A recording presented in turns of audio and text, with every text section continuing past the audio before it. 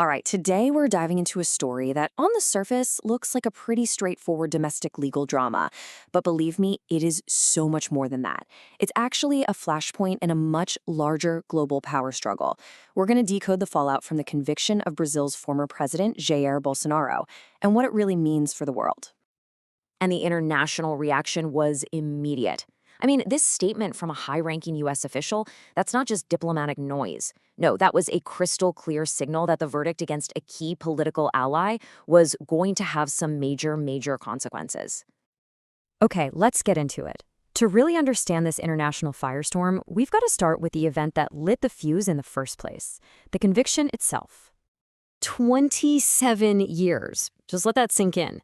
That's the massive prison sentence handed down to former President Jair Bolsonaro by Brazil's Supreme Court.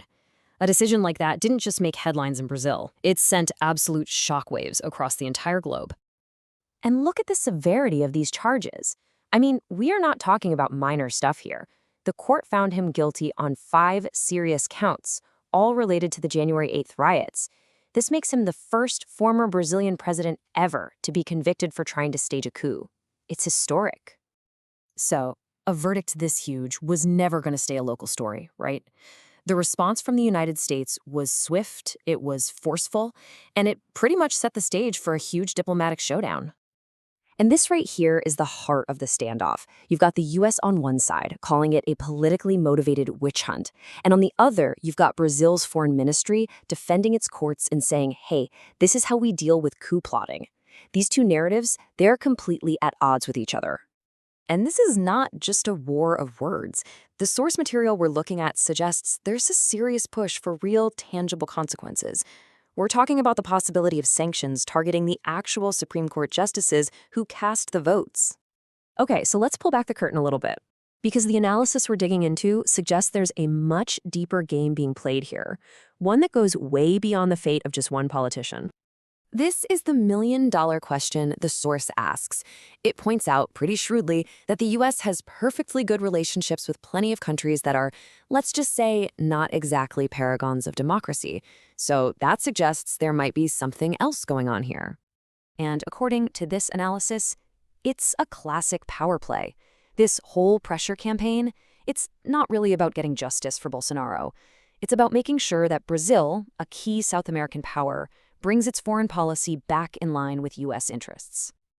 You have to remember, this isn't happening in a vacuum. The source argues that we're in this big period of global realignment.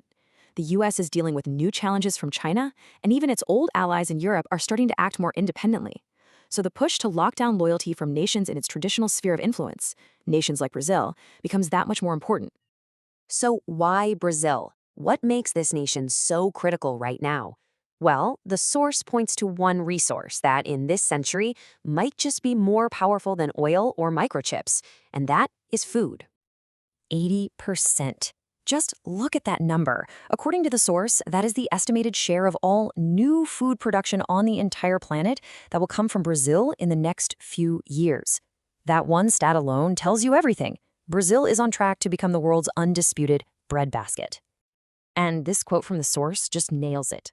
It really gets to the core of why food is power.